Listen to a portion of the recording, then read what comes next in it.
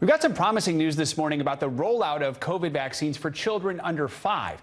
The FDA announced that it will consider Pfizer's and Moderna's vaccine applications for this age group at a meeting on June 15th. Pfizer says 3 small doses of its vaccine offer strong protection for children younger than 5, while Moderna reported that 2 doses of its vaccine are effective.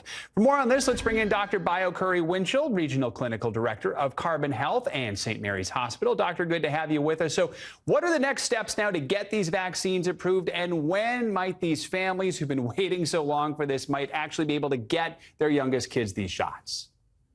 So this is wonderful news. We know that they're going to meet in around June 15th. So we're hopeful that at the end of the month or maybe July that we can see, as a parent myself of 2 young children, that this vaccine will be available so we can start really protecting everybody, from the coronavirus.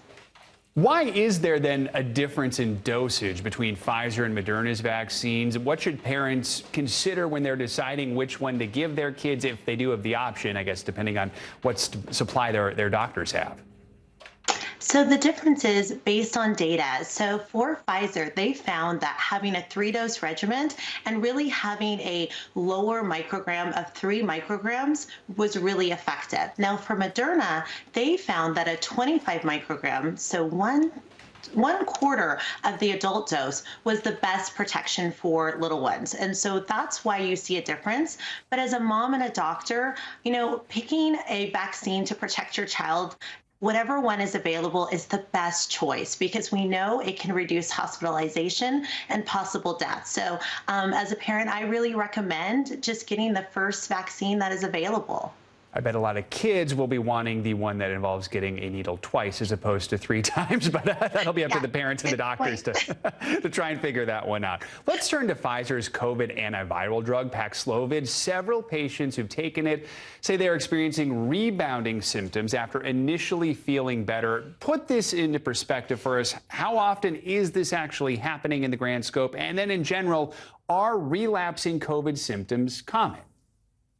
So this is happening very rarely, and we know it's about 2% that it's for its occurrence. However, when you get COVID, it is likely to have this kind of ebb and flow where you're feeling better and then your symptoms start to kind of go downward. So it's really important to focus on that this medication can still prevent hospitalization and possible death. So although we are seeing this kind of rebound presentation, it's providing a level of protection against hospitalization and possibly worse symptoms. So that's the key thing to focus on.